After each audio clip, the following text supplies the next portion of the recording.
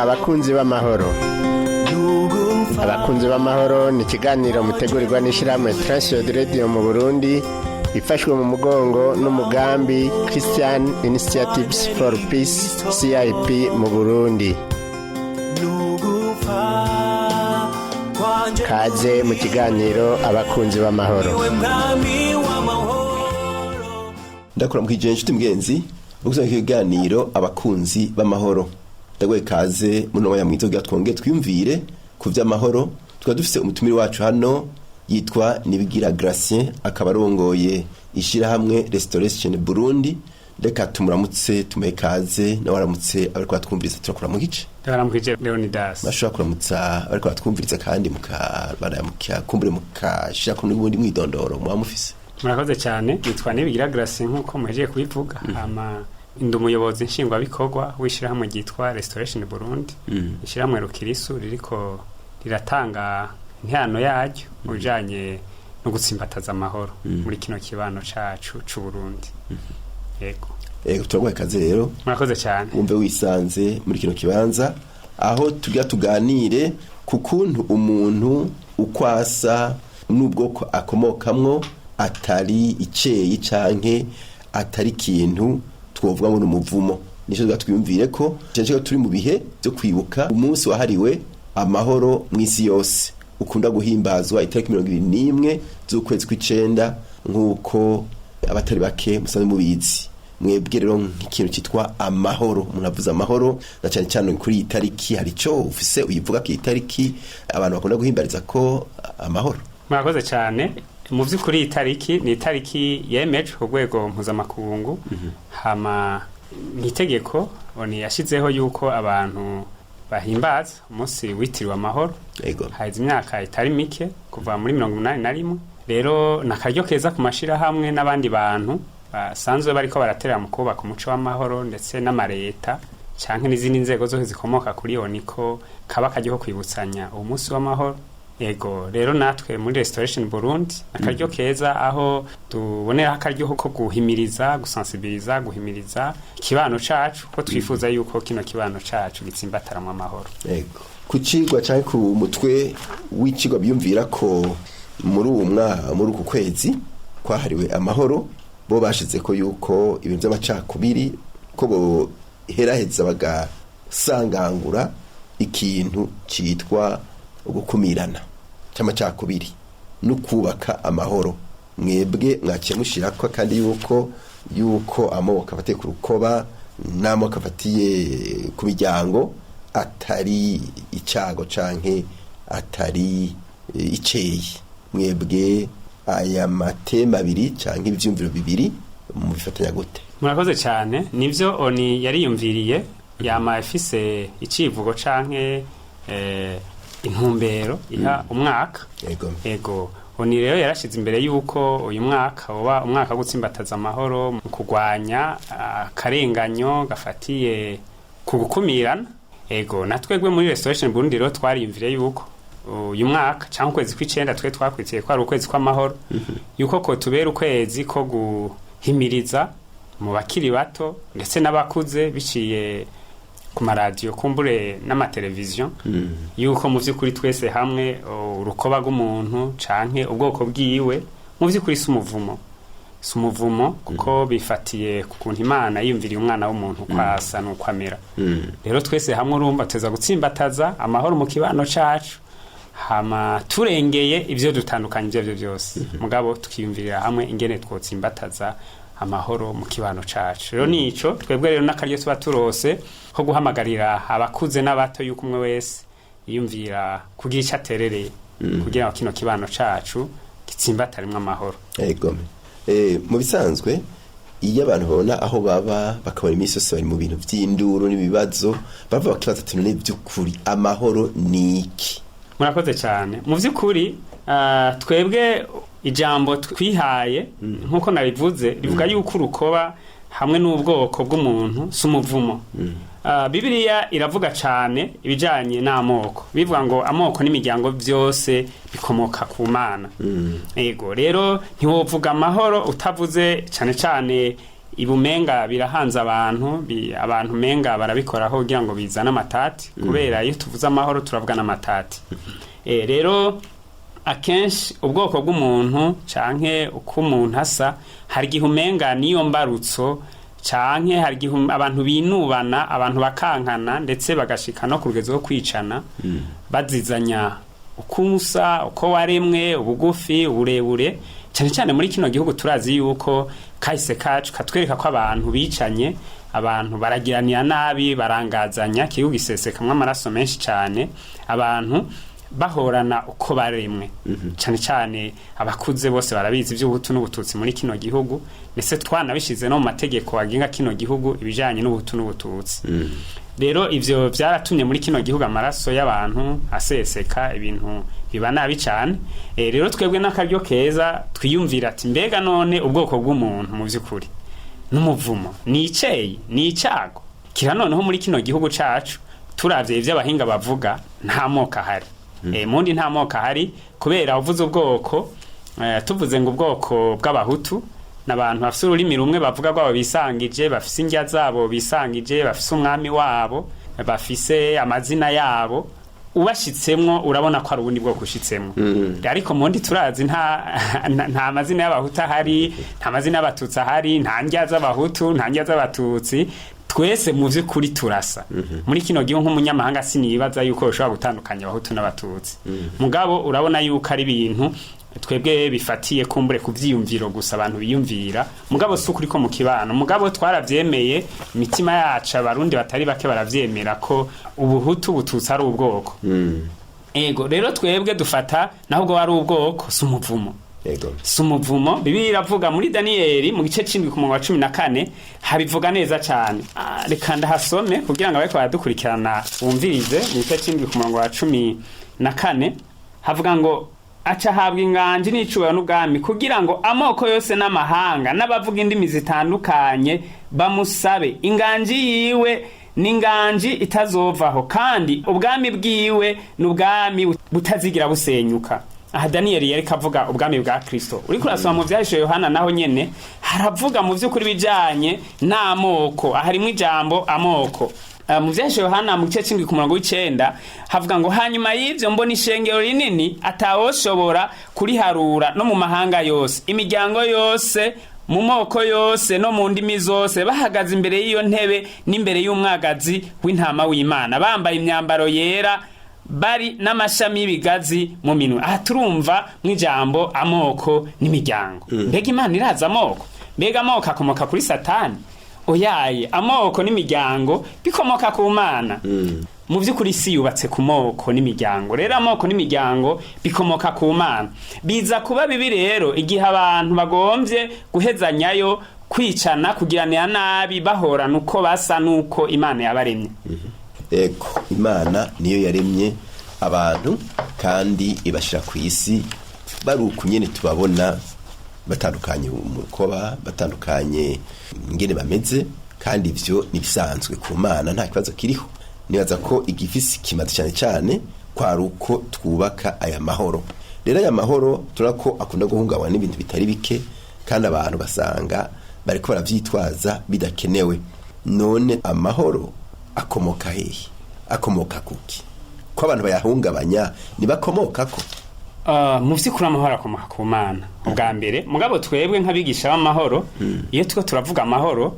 tuyumvira mu buryo butandukanye twebwe turi umuryango rukirisu turimva mbega Bibiliya ivuga iki kubijanye n'umuco w'amahoro Bibiliya incuro zirenga 300 iravugira ijambo amahoro uri kwasoma muri guharura n'Abisirayeli mu guhezagirana iri jambo amahoro bararikoresha ngo uhora hakurabe neza aguha amahoro mu guharura 6:26 muri Yuda n'ahandi heshi cyane haravuga iri jambo amahoro rero iri jambo amahoro insiguro yaryo mu vy'ukuri ni insiguro ikomeye cyane ku buryo vyari umuco w'abayuda baramukanya ngo amahoro n'igihe Imana yereka Mariya mugiye ngo amahoro Mariya ugiriwe ubuntu umwami Imana ari kumwe nawe iri jambo amahoro rero nkuko hari higano twigeze kubiyagamwo mu vy'ukuri ni jambo rivuga mu buryo bubiri ubwa mbere n'amahoro security umutekano abanyepolitiki kwisi yose yako baravuga amahoro bavuga amahoro y'amasasu. Uburundi buratekanye kubera ko nta mabombe nta masasu igihugu cyose kiratekanye gushikaho ntibababesha. Mugabo twebwe iyo tuvuga amahoro ntitugarukirizaho gusa mugabo turavuga nyine abantu babayeho. Mbega amahoro mu bantu barafungura ego barafungura babayeho gute bararyama baroga baryama ku birago canke baryama ku matera. Iyo tuvuga ari amahoro mu vy'ukuri n'umubwo buryo bubiri harimwo ico cuka atamasasu ego nk'ubu turazi ko kwisi hariho ibihugu biri mu ntambara nka Ukraine mu vy'ukuri nta mahoro ahari abantu bari mu ruhagarara rw'amabombe n'amasasu.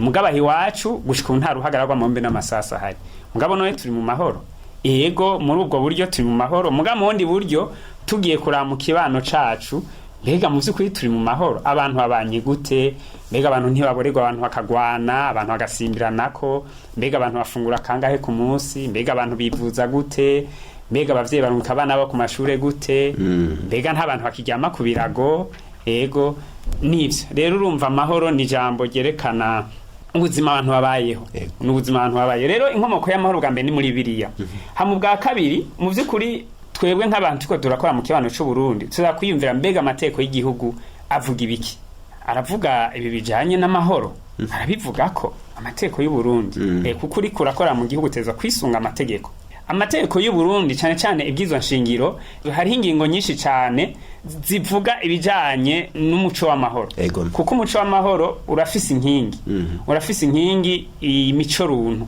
rero ibyizwa nshingiro rirafise nk'igice gikomeye cyane citwa les valeurs fondamentales. Rero ico gice kivuga ingene abantu uburenganzira bw'abantu n'ivyo abantu babwirizwa gukora. Nk'ingingo ya 73 y'ibyo shingiro ibivuga neza ivuga ngo umuntu wese ateza guterera mu gutsimbataza amahoro muri kino gihugu hamwe no mu gutsimbataza intwaro y'abanyagihugu la demokrasi hamwe no gutsimbataza ubutungane bwo mu kibano la justice sociale. Urumva ni itegeko duhabwa n'ibwizwa nshingiro. Ibwizwa nshingiro rero ni itegeko ry'abarundi bose. Aha ntibavuze ngo umurundi mugabo bavuze umuntu wese no kuvuga muri kino gihugu umunyamahanga n'utari umunyamahanga twese duhamagara gutsimbataza guterera mu mugambi w'Imana wo gutsimbataza amahoro mu kibano cacu. Rero mwambaje ngo akomoka he mu vy'iryo jambo rikomoka muri Bibiliya n'umugambi w'Imana niyo ndamutso ya Kristo nico kiraje shinga Imana nuko ikibano cacu gitsimbataramwe amahoro. Hama bwa gatatu nuko urwego mpuzamakungu vyaremejwe ko mu bihe nk'ibi canke ukwezi kw'icenda gushika ukwezi ko kwiyumvirira hamwe ingene umuco w'amahoro wotezwa imbere mu kibano c'abantu. Ego ibi rero urumva nta gihugu na kimwe bavuga ngo gifise amahoro mvuze kumwe nasiguye amahoro nta gihugu na kimwe bavuga ngo gifise amahoro kubera ikitarimwe amasasu ugiye kuraba abantu bashaka kwiyahura kubera intonto yo mu mitima yabo kubera ingwane ziri mu kibano n'ibindi rero twe tuvuga duti nta gihugu na kimwe kirimo amahoro iyo cyose kirakeneye gutsimbatazwamo amahoro. Ego kumbure abantu bashonje umuntu ashonje hari yumvira ko ufise amahoro ari umuntu afise ivyo kurya mugabo naho ugira ivyo kurya usanga usundi ruhagarara rero urumva umuntu yamakeneye amahoro. Ego nico rero nuko novuga iyi nkomoko yiri jambo amahoro. Uti rero abantu bashitseho uwo munsi mukuru babiyumviriye iki mu bisanzwe babiyumviriye iki bagomba gushika kuki nimba muratoshika ku mahoro yuzuye ngo yatsimbataze minsi yose agwira kwire bagombye gushika kuki mu vy'ukuri n'urugamba n'urugamba umuntu wese atezwa kwamagwana n'urugamba rw'abaremwe bose kuko ahantu hose hari abantu hama hari amatati abone vuga ngo hari abantu ha muruntu rero dufate basaba bavukana urabona abavukana womenga batezwa kubana neza mugabo bavukana hari gihe hagira ivyo badahurizako iyo badahurije ko raba haje amatati hamiyo haje amatati bakeneye amahoro uko amatati azana uruhagarara. Hari hakaro kamwe nkunda gutanga ko umugore n'umugabo ko imbeba yatambutse bari mu nzu hambeba igiye umugabo acavuga ati ijya mbeba isa n'icatsi kibisi hama umugore nawe ati ijya mbeba irirabura umugabo ati ijya mbeba isa n'icatsi kibisi baguma baharira umugabo aca mu kubiti ko ati navuze ko isa n'icatsi kibisi hama umugore nawe aca mu kubiti ndati nanje navuze ko yirabura. Urumva ico gihe bari bakeneye umuhuza zakabahuza kugira ngo bumvikane kumbure muri bumwe yarafise ukuri mugabo wundi muri we kumbure yumva ko ari batezwa kuntumya wundi kwemeza wundi n'ibindi rero nibaza yuko mu vy'ukuri abiyumviriye amahoro bimva ikintu ciza cyane kuko ni ikintu gikomoka ku Mana. Imana irazi yuko hari abantu hama hakeneye amahoro, abantu bama bakeneye amahoro, aho ni mu bijanye n'amatati, ariko kandi navuze hijanye no kubaho neza kw'abantu. Abantu ntibashobora kuberaho neza icarimwe, ntibashobora kuberaho neza icarimwe. Oni yaragerageje kwiyumvira kumbure ko kw'isi yose abantu bose batoba mu nzu z'ivyatsi, n'ibihugu akenshi biragira iyo ntego. No muri kino gihugu abantu benshi bariko barapfa mu nzu z'ivyatsi, muga abantu naho abantu bose ba mu nzu z'ibati, abantu bisobanura ko bose banganye. Abantu hategezwa kubaho uko kutangana kw'abantu. Uko kutangana kw'abantu birashobora kuzana akajagari kuko abantu ntibazigira bangana. Ubwa kabiri urumva abantu bose ntibazigira batunga. Ivyo navyo nyene bashobora kuzana akajagari ko abantu bose badatunze. Hama hariho abatunzi n'abakene, kuko no hama hariho abatunzi n'abakene, hama hariho ico kinogo c'uko abantu barakeneye amahoro. Barakeneye amahoro kuko amahoro afatiye ku butunzi, ku bukene, kuko abakene hari igihe bamara imyidogo, abatunzi nabo ugasanga bafite ibibazo vyabo vy'ubutunzi bwabo n'ibindi. Kibano nuko cubatse, ariko kandi mu kibano cacu nuko hama hariho abantu nyene badashoboka. Jewe ejo naraciye ahantu sanga abantu baboreye bariko baragwana, hama sanze abantu baboreye bariko baragwana, byarango ingene nova mu muduga ngo nje kubabangurukanya. Mugabo natanga ingene abantu bose bari barorereye bariko barakoma amashi ngo nibagwane. Hama nca ndimvira ati mbega vyiko abantu barigishijwe umuco w'ivy'amahoro. Rero urumva ibihunga abanyamahoro ni byinshi. Hariho ubwo bube gito bw'abantu, abantu bashobora gusimbiranira ko bakagwana. Iyo bagwanye barashobora guhungabanya ikibano c'abandi, ariko kandi hashobora no guseseka amaraso, abantu bashobora kugwana gushika naho bicana. Ivyo byose rero urumva umuco w'amahoro nukwamizako, nukwigisha n'umuco w'amaho. N'imico ya Bibiliya teza kwigisha. Bibiliya burya iravuga imico runtu. Imico runtu je tumuzobona mu vyagezwe Imana yahaye Mose, hariho amategeko yerekana Imana, mugabo hariho n'amategeko araba ku bantu. Ukunda Imana mugabo ukunde mugenzi wawe nkuko wikunda. Rero nico novuga ko ibituma amahoro atsimbatara. Kurande rwanyu muri ko murakorera muri iki gihugu cyacu Burundi, mwebwe ahanini mushimira kuki muri iyi shirama ryanyu riharanira amahoro? Twebwe turashikira ku mico runtu. Iki gihugu cacu camaze ihe kinini nya cane turi mu ntambara, imyaka myinshi. Rero iyo abantu bari mu ntambara baratakaza ubuntu. Abantu bose bacika basirikare muri bo, bacika abagwanyi. Bacika abagwanyi. Iyo bacitse abagwanyi rero birumvikana ko hari ibintu vyinshi cane baba babuze muri bo. Kuko umugwanyi n'umugwanyi nyene, muri we n'umugwanyi nivyo ashoboye nta kindi. Rero inyuma y'intambara cavyumvikana ko igihugu kiba cuzuye muri bo abantu ari abagwanyi. N'utafashe inkoho umuntu muri asanga nyine ari umugwanyi. Hama ico kirakomeye cane. Hambwa kabiri nuko ivyo bihe bituma abantu bagwara ihababuka, bagwara ingwara zo mu mutwe. Abantu baragwara ingwara zo mu mutwe, barahababuka, baragira ingorane, bagira ibibazo vyinshi cane vy'amagara mu mutwe. Rero twebwe urumva nca twigisha imico runtu ifatiye kunwana kw'abantu, ifatiye kubijanye no kudakoresha ingimba, ifatiye kandi no gukira ibisebe vyo mu mutima. Ibiharuro vyerekana yuko mu myaka 2 iheze abarundi barenga ibice 40% bari bafise ingwara zo mu mutwe. Biragaragara yuko nyene ikibano cacu kubera ivyo bihe twagiye duca mu vy'ibomboranya, biragaragara mu vy'ukuri yuko abantu muri bo bace bagira ibibazo vyinshi cane bifatiye ku magara yo mu mutwe. Bifatiye kandi n'ingene babona ibintu, ko ibintu byose tezwa gukoreka hakoresheje ingufu, hakoresheje ingimba, ko umuntu hagize ico mudahuriza ko muca mufatana mu mashati mukagwana. Rero twese twigisha yuko abantu iyo bafite ivyo badahuriza ko kiraza ko bagwana, kubera iyo ugwanye ubuhangaye ubuzima bw'ubundi muntu. Twebwe nk'abantu b'Imana turazi yuko ubuzima bw'umuntu nikatihaba, ntibukogwako, ntibuhangagwa, butezwa kubaho. Ukoze ku buzima bw'umuntu ni nkakoze ku buzima bw'Imana. Amaraso y'umuntu n'amosozi y'Imana. Rero nivyo cyane twe tugerageza. Turafise imico myinshi twigisha, harimo kubahiriza iteka ry'umuntu, ubuzima bw'umuntu nikatihabwa, kubana mu mahoro, gukira ingwara zifatiye ku magara mu mutwe n'ibindi vyinshi cyane. Rero tuko turatanga intano yacu muri ubwo buryo kugira kibano cacu gitere kiryoha cyane. Murakoze cyane kandi nize ko hari bihigenda birahinduka. Cyane. Mu vy'ukuri imbuto yitewe iramera hama ico umuntu abiba nico yimbura. Ntushobora kwimbura ikintu utarivye. Iyo ubiba urukundo wimbura amahoro. Hama iyo ubiba urwanko wimbura amarira. wimbura injyane, wimbura imibabaro. Rero muri kino gihugu tuvuze ko habaye akajagari gafatiye ku rwanko n'ibiki, nuko harabibwe urwanko, harabibwe ivyiyumviro vy'urwanko, harabibwe ibindi bintu. Rero jewe isengesho ryanje nuko amashengero, abantu b'Imana bo bandanya cyane batanga intano yabo ifatiye gusigura ijambo ry'Imana, na cyane cyane ko ijambo ry'Imana ririkwije, ririmwe ivyankenerwa bishobora gutuma ikibano cacu gitekana. Amashiramwe rukirisu n'abandi bantu bose, kuko iki gihugu cacu si iki wacu ni cy'abana bacu. Nibaza yuko Rondas waza ko muri myaka y'ibihumbi 2000 uzoba ugihari, uzoba ugihari. Mugabo bajya abana bawe aburi kuravyara uyu munsi, nizera ko bazoma imyaka 80 bakakibamo, bajya buzukuru bawe bazokibamo. Rero iki gihugu si iki wacu ni cy'abana bacu. Rero umwe wese hamwe gutanga intano yiwe kugira ngo twiyumvire ko kino gihugu cacu cobe igihugu c'abana bacu ciza cyane.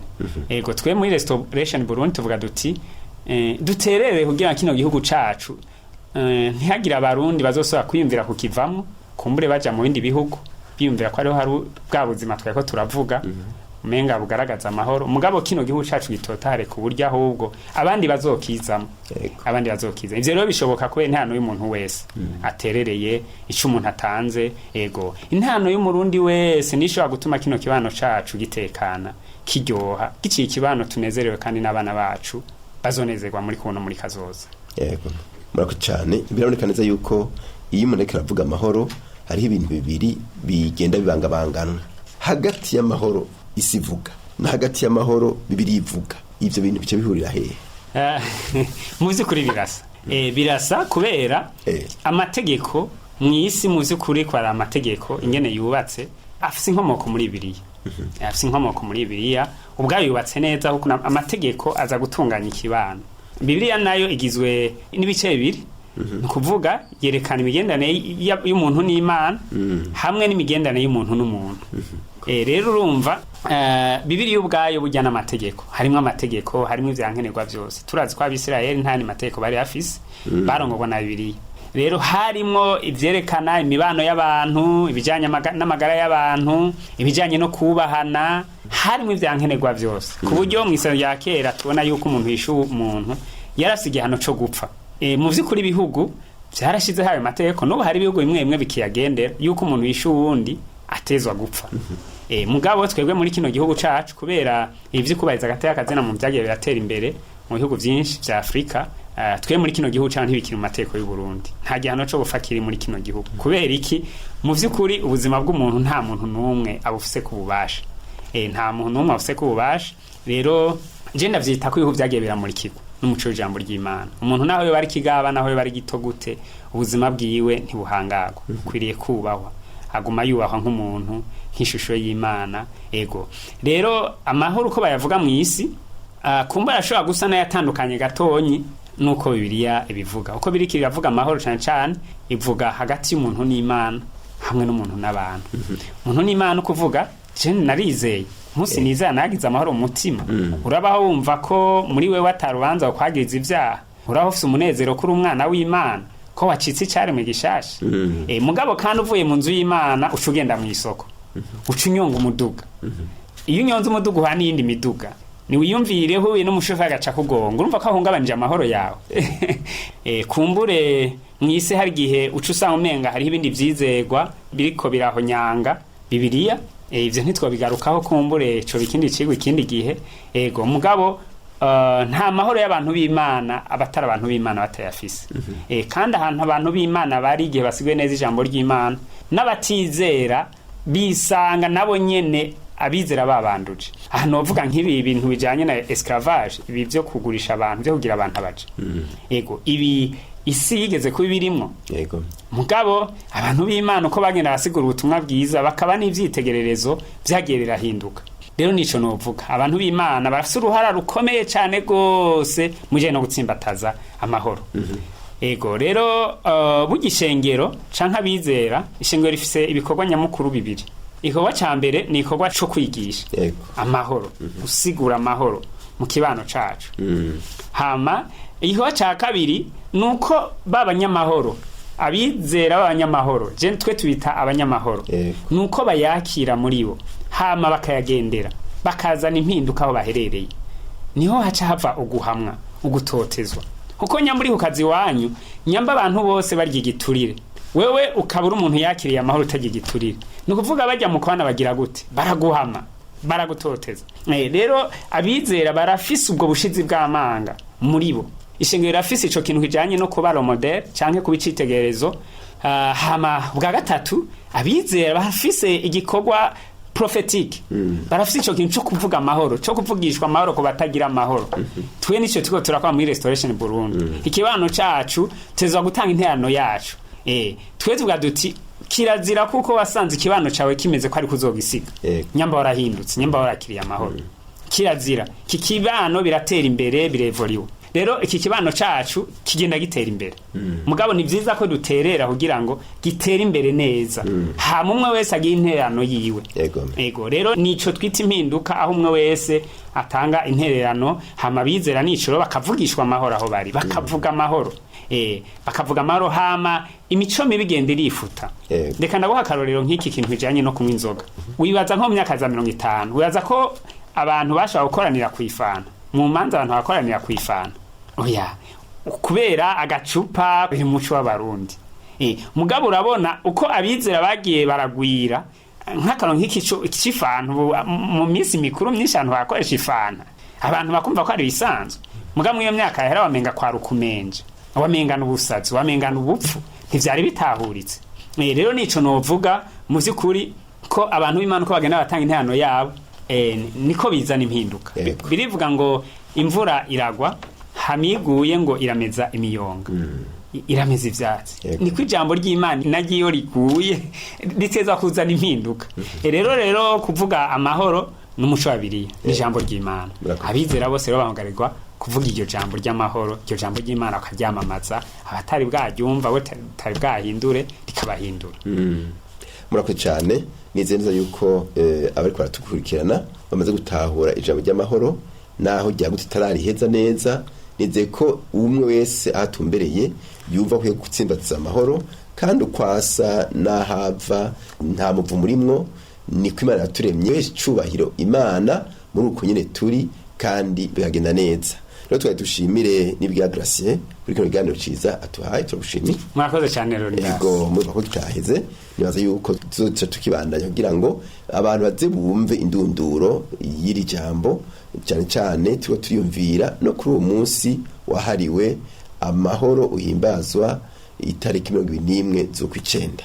Ufite ikibazo c'icunganira telefoni 71 amajana 24 197 cyangwa ugakoresha 39 amajana 499 amajana 619 canke ukadusanga aho dukorera ni Rohero ya mbere ibara ryitiriwe Gerard inimero 27. Rero mwese mwariko dukurikirana mugira umugisha mutumbereye. Yesu abahezagire. Niwe mwami w'amahoro, ni wahora rumwisigirwa. Ico cari ikiganiro abakunzi b'amahoro mutegurirwa n'ishirahamwe TWR Radio mu Burundi, ifashwe mu mugongo n'umugambi CIP mu Burundi.